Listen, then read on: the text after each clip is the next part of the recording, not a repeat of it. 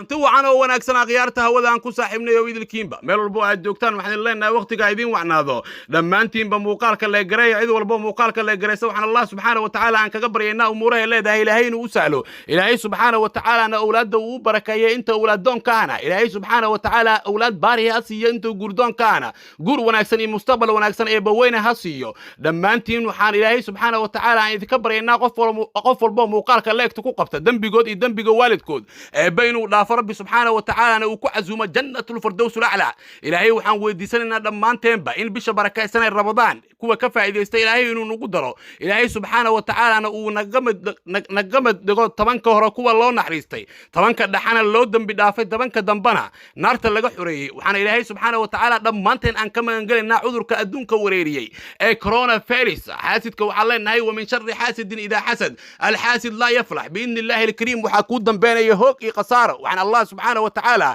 عن كبر ينا حاسدين تينو كقبت أمد الصوماليات ربي سبحانه وتعالى أنا هوك قصاره وكتسجر يهودا وحن يقدرنا وربعين كسابسن وريا صوماليات ومدة وحرنا هي عدا نبت سجد يصير دون كقرن كصوماليات النساء أو سيدا لشاقي وربعنا كقري سراكيل كترسنات على الشباب أو حد كترسن هي عدا النساء أيام ما أنت هي عدا النساء وزارة ورفاه فينتا عيش عيان إن ورياها سي الله يستخدم بيو كأدن إنه كقب قاطي دلال كده عيد جمدا بوندر أما دل كده عيد جمدا بوندر ونكتر سنة عيد دجاليانا على الشباب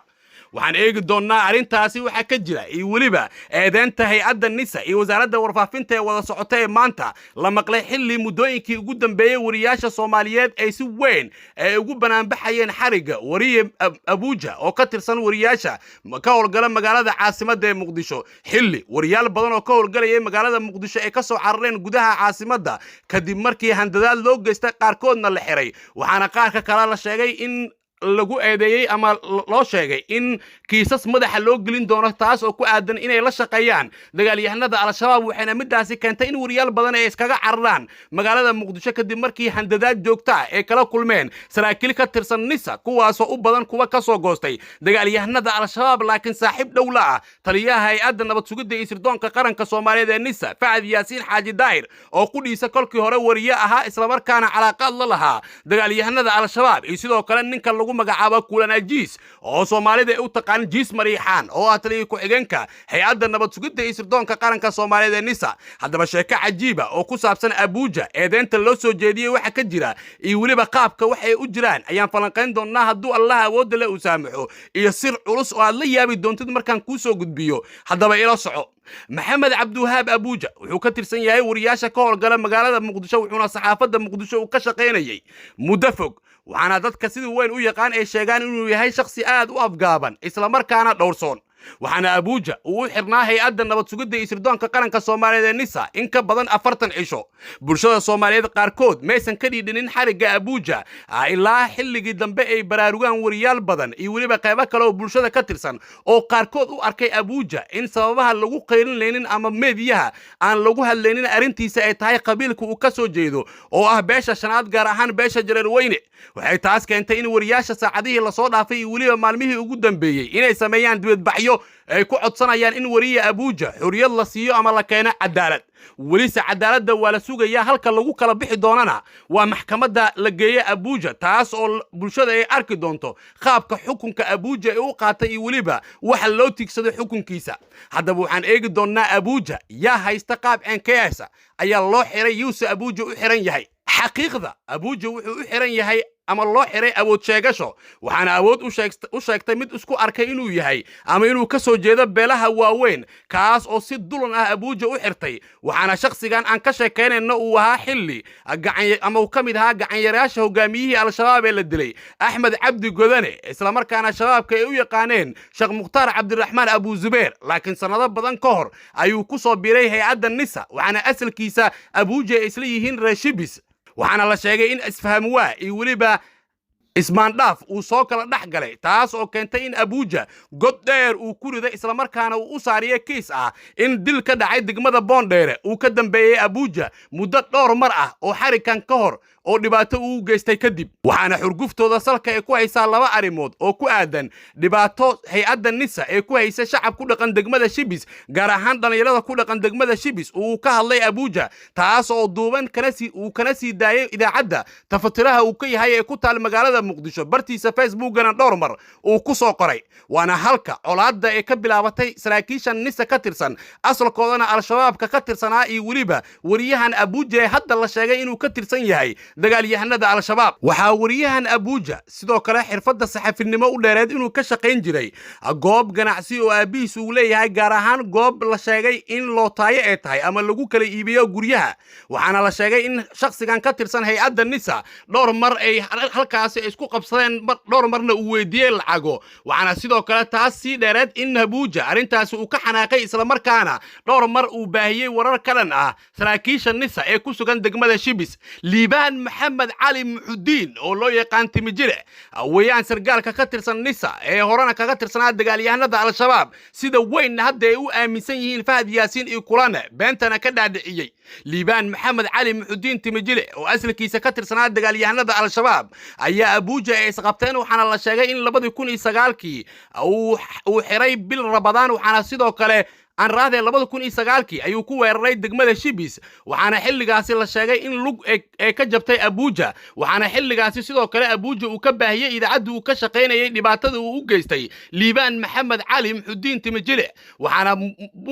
muran badan iyo weliba buuq lagu dhameeyay in arrintan si hoose loo xaliyo waxaana sidoo kale la sheegay in Abuja arrintaasi uu ka biididay isla markaana uu sheegay in dhibaato culus loo geystay waxaana sidoo kale 2020kii bishii labaad uu mar labaad uu xiray Abuja ayaa mar labaad la xiray waxaana xiray ninkan lagu magacaabo liibaan maxamed cali muxudiin timijile ee awoodda qabiil u sheeganaya iyo weliba shaatiga dawladeed waxaana sidoo kale wariyahan la soo daayay 2020kii bishii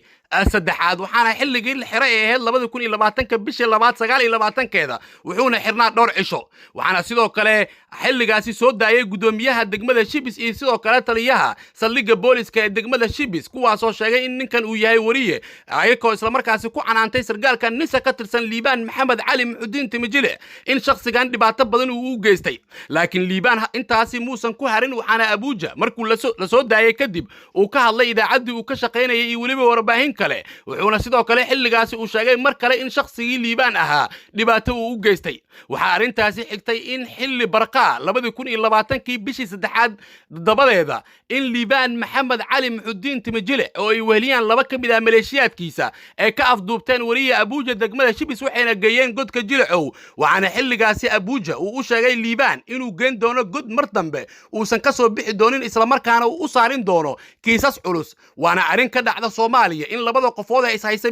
midka awoodda leh oo haysta shaatiga dawladeed in qofka kale haddii ay ismari waayaan aakhirka uu u saariyo kiisas dambi ah uusan lahayn waxayna arrintaasi xag rabbi ay ka tahay dambi weyn in qofka dambi uusan geysanin ilaa dil ah in loo qalqaaliyo isla markaana la fogeeyo qofka laakiin hadda bulshada Soomaaliyeed waxay sugaysaa maxkamadda awoodda u leh xukunka Abuja qaabka xukunka ay u qaaday iyo weliba qaabka lagu soo bandhigo warbaahinta qaabka loo xukumayo wariyahan ila madax bannaan ayaa xaqiijinaya in wariye Abuja dhowr mar lagu jiri dilay xarunta Jilacow iyo sidoo kale xarunta baarista waxaana 40 cisho in ka badan uu xirnaa uusan arkin waalidiintiisa midda hadda keentay in wasaaradda warfaafinta iyo hay'adda nisa ay iska kaashadaan warar been abuur ah oo lagu qancinayo sargaalkan liibaan oo uu arko Fahad Yaasiin iyo sidoo kale ay u arkaan in hoolo muhiima uu hayo ay ku qanciyeen war qoraal ah oo la soo geliyay telefishinka qaranka taas oo wariyaha Soomaaliyeed lagu sheegayo inuu ka tirsan yahay dagaalyahanada al-shabaab wariyaal ayaa Muqdisho laga soo barkaciyay inta hay'adda nisa uu haysto Fahad Yaasiin waxaana wariyaashaasi qaarkood hadda ay ku sugan yihiin dalka dibadiisa laakiin Soomaalida daawanaysa muuqaalka dhammaantiin ba iga qoro maanta waxaad arki doontaan dad badan oo isku arkay inay ka soo jeedaan qabiilada waaweyn oo lagu eedeynaya inay ka tirsan yihiin dagaalyahanada al-shabaab ayagoo aan wax shaqo ku lahayn al-shabaab bulshada Soomaaliyeed way og tahay qofka al-shabaabka ah inuu ku jiro hay'adda nisa iyo weliba xafiisyada waaweyn ee dawladda waxa loo been abuuranayo shakhsiyaadka masaakiintana ay tahay in loo awood sheeganayo isla markaana ay tahay dulan cad taas oo keeni karta in caro Ilaahay ay ka dhalato waxaase ogaan doonaa maxkamadda iyo weliba go'aanka ee ka gaarta Abuja arrintiisa dhammaantiin ba ilaahay idin xifdiyo ilaahay umuuraha leedin ha sahlo allahumma la sahla illa ma jacaltahu sahlan faj'al umurana wa umur almuslimiina kullaha sahla ilaahay oo dhammaanteen waxaan ka baryaynaa aan ku weydiisanaynaa galmadaada iyo gargaarkaaga bisha barakaysan ee rabadaanna ilaahay nagu tar kuwa tobanka hore loo naxariisto tobanka dhaxana loo dambi dhaafo tobanka dambana naarta lagu xureeyo waxaan rabbi subxaanahu wa tacaala dhammaanteen ba aan weydiisanaynaa in gargaarkiisa iyo nasrigiisa uuna siiyo waxaan rabbi subxaanahu wa tacaala aan ka baryaynaa dhammaanteen ba inuu ilaahayna hareer mariyo cudurka coronavirus iyo waxa la midka ah waxaan rabbi subxaanahu wa tacaala aan ka baryaynaa in Soomaaliya ilaahay uu mideeyo ummadda Soomaaliyeedna qulubtooda ilaahay uu isku soo dugo awlaadana ilaahay uu noo barakeeyo dhammaanteen ilaahay inuu nagu kulmiyo jannatul firdaws al-a'la ilaahay waxaan ka baryaynaa qof walba xanuunsan xanuunka ka dulqaada dhammaanteen ba umuur aan leenahay yaa rab bisha barakaysan rabadaan fadligeeda dhammaanteen ba umuuraha aan leenahay ilaahu inoo sahlo ilaahu inoo gargaar oo ilaahu kaalmadaada iyo gargaarkaaga iyo naxariistaada ayaan ku sugaynaa ayaan ka baryaynaa oo aan ku weydiisanaynaa ilaahay oo Soomaaliyana meel cadaalad ay ka jirto cadaaladdan ay ka shaqayso yaa rab ilaahu ka dhig ilaahay oo dhammaanteen ba waxaan ka baryaynaa oo aan ka maangalaynaa cadaabtaada aakhiro waxaan ku weydiisanaynaa gargaarkaaga iyo kaalmadaada waxaan ka maangalaynaa kuwa sharta dhibaatada iyo lugooyada inala damacsan wixii shar ah oo dhibaataa oo lugooyaha oo inoo maleegayaan yaa rabbi ilaahu ku celi dhammaantood sallallahu ala nabiyina muhammadin wa sallam taslima subhana rabbika rabbil izzati amma yasifuna wa salamun ala al mursalin walhamdulillahi rabbil alamin